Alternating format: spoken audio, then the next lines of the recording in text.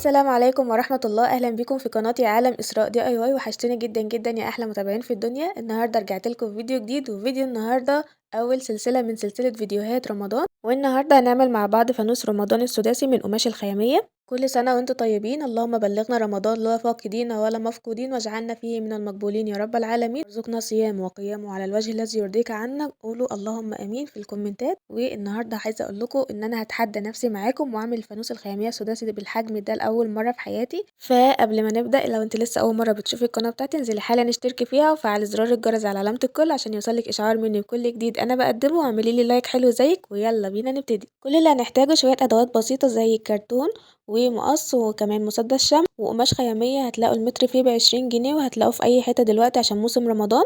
وكمان ورق سلوفان ملون هتلاقوه في المكتبة. وهنحتاج قطر وقلم ومسطرة. ويلا بينا نبدأ. أول حاجة هنحتاج نعملها وهي جسم الفانوس، طبعا بترتيب كده. من اليمين الجزء الأولاني ده بتاع قاعدة الفانوس، واللي بعديه الجسم بتاع الفانوس، واللي بعديهم ده الراس بتاعة الفانوس.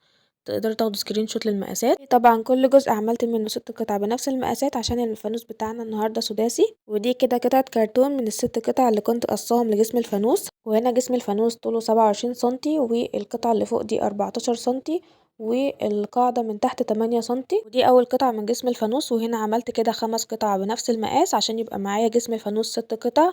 ونفس الطريقة هنعمل من راس الفانوس.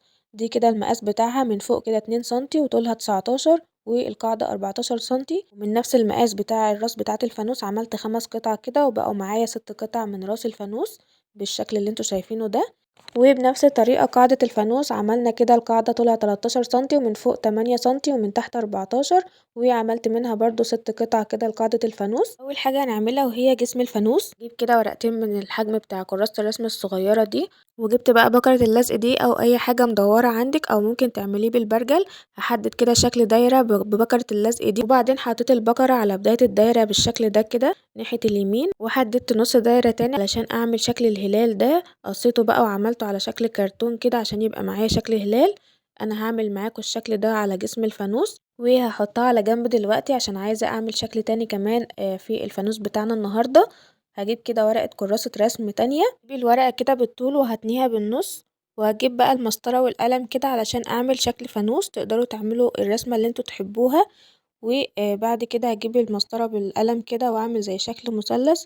وبعد كده هميل المسطرة شوية واعمل مثلث كده صغير، وانزل بيه كده بخط زي ده عشان يديني شكل الفانوس بالطريقة اللي انتوا شايفينها دي.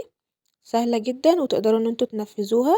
بعد كده هجيب المقص بتاعي وابتدي ان انا اقص الشكل كده. معايا شكل نص فانوس، ولما قصيته بالمقص بقى معايا فانوس كامل بالشكل اللي انتوا شايفينه ده. وانا عشان حبيت ان انا اعمل الفانوس مضيء، فحبيت ان انا اعمل شكل فانوس وشكل هلال. هعمل 3 على شكل فانوس و3 على شكل هلال عشان يبقى شكله حلو كده ومتنوع. طبعا دي خطوة اختيارية، انتوا حابين ان انتوا تعملوه كلهم شكل واحد تقدروا تعملوه كده.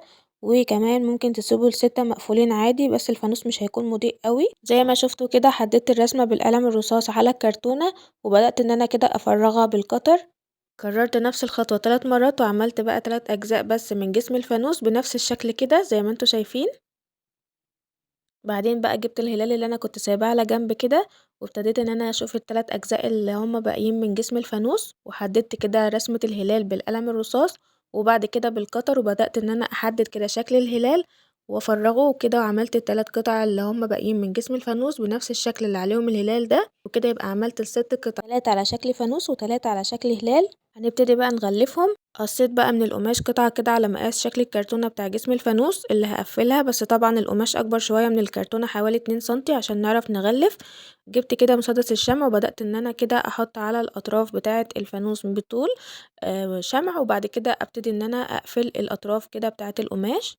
بعدين هاجي بقى عند الجزء ده كده وهفتح الحتت المقفولة دي في الأطراف، وبعدين هقص الجزء اللي طلع معايا زيادة اللي هو فوق ده واللي تحت، وهكمل عادي خالص وهحط شمع. وبعدين هتني القماش وهعمل نفس الموضوع بالظبط في الناحية التانية بالشكل اللي انتوا شايفينه ده، وهبتدي ان انا اقفل برضو بالشمع. وحركة قص القماش الزيادة ده بيبقى حلو ان هو يسهل عليكم لما تيجوا تقفلوا بالشمع كده ان انتوا تقفلوا الحاجة وتبقى الفينش بتاعها يكون كويس ومن غير ما يكلكع. بعد ما قفلته كده من كل النواحي بالمسدس بتاع الشمع، هبتدي بقى اللي هي اي اطراف كده زيادة معايا هبتدي ان انا اقصها بكل سهولة. ممكن بقى تسيبوها شكلها كده، وممكن تفرغوا الشكل بقى بتاع الفانوس بالشكل اللي انتوا شايفينه ده. عملت فتحة كده في نص الفانوس، واصلة من اول الفانوس لحد القاعدة، وبعدين جيت كده عند الزاوية دي كده وعملت فتحة، وعند القاعدة برضو عملت فتحة كده زي ما انتوا شايفين من الناحية التانية. بعدين عملت فتحتين كده عند الزوايا من تحت ومن فوق. وبس كده هبتدي ان انا بقى اقفل الشمع كده الزواد اللي طلعت معايا. وبعد ما اخلص هقص الزيادات الموجودة معايا من القماش. ناخد بالنا كده كل قطعة بنحطها بنلزق كده بالشمع، وبعد كده بنشد كده القماش لجوه عشان يدي شكل الفانوس كده فينش حلو من بره. ولو انت وصلت معايا للدقيقة دي ونسيتي تحطي اللايك، ياريت تحطي اللايك وما تبخليش عليا باللايك، عشان هو ده اللي بيشجعني دايما ان انا انزل لكم فيديوهات وافكار جديدة. اظن الخطوات سهلة وواضحة قدامكم ان انتوا تقدروا تنفذوها بكل سهولة. وبس كده بقى تمام. هبتدي بقى ان انا اجيب الورق بتاع السلوفان ده الملون. قصيت بقى جزء كده على قد حجم الكرتونة، وبعدين ثبته كده من فوق بمسدس الشمع، ومن الجنبين كده بمسدس الشمع برضو شديت الورق كويس جدا. ومن تحت كده شدته قوي وثبته برضو بالشمع كده زي ما انتوا شايفين. بعد ما بخلص بقص الزيادات كده بالمقص. كان نفسي اجيب كذا لون كده وبس ما لقيتش غير اللون الاصفر ده في المكتبة، وعموما كده هيطلع شكله تحفة برضو حتى لو بلون واحد. هتلاقوه في اي مكان الفرخ ب10 جنيه. زي ما انتوا شايفين كده عملت التلاتة بالشكل ده كده. وهبتدي بقى اجيب الهلال واعمل نفس الطريقة اللي عملتها في شكل الفانوس في شكل الهلال زي ما انتوا شايفين كده.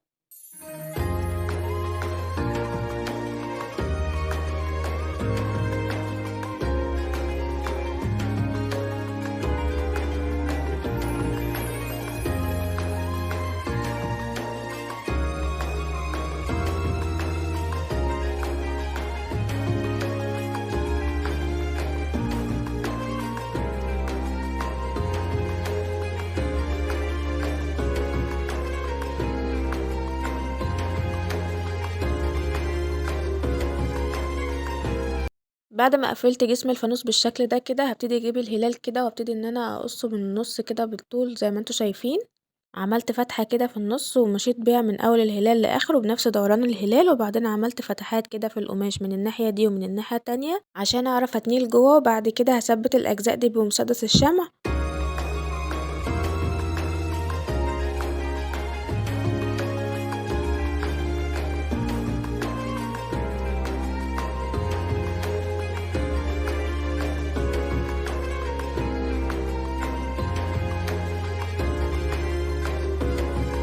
وبس كده بقى تمام. وبعدين جبت الورق اللي باللون الاصفر ده وبنفس الطريقة ثبت الشمع كده من فوق، وبدأت ان انا اشد الورق ده.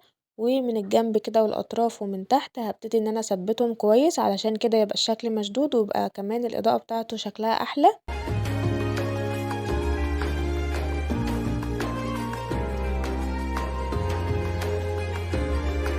واي زوايد بقصها بالمقص بالشكل ده. قررت نفس الطريقة اللي انا عملتها على نفس الشكل بقى معايا 3 هلال و3 فانوس. هبتدي ان انا بقى احطهم كده واحدة هلال واحدة فانوس واحدة هلال وواحدة فانوس لحد ما كده ال6 اجزاء معايا يتكونوا.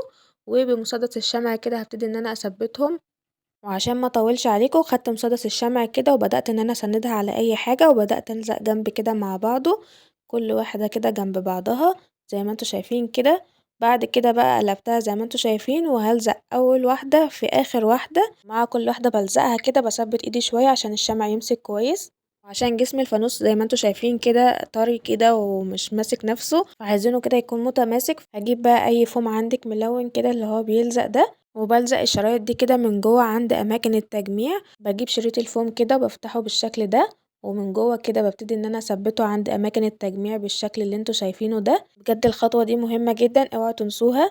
وزي ما انتوا شايفين كده اي زيادات بالمقص كده بشيلها.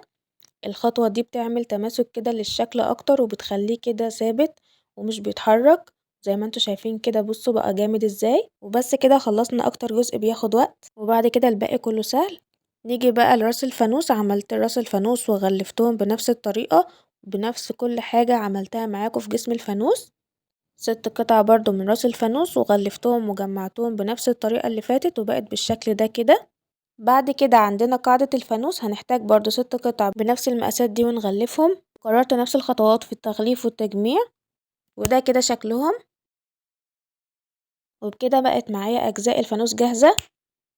لزقت كده القاعدة سريعا عشان وقت الفيديو. زي ما انتوا شايفين كده ال6 قطع لزقتهم جنب بعض بقوا بالشكل ده كده. وبرضه لزقت كده من جواها شريط من الفوم عند اماكن التجمع عشان تمسك في بعض اكتر وبس كده. ونفس الخطوات عملتها في راس الفانوس، جمعت كده الست قطع جنب بعض وحطيت برضه شريط اللزق بتاع الفوم ده كده، بقوا بالشكل ده كده القاعدة والراس. وبعدين جبت حتة كده من قماش الخامية طولها مناسب انها تكون تعليقة، وبعدين لفتها كده على بعض كام لفة ولزقتها بمسدس الشمع عشان بس القماش ما ينسلش.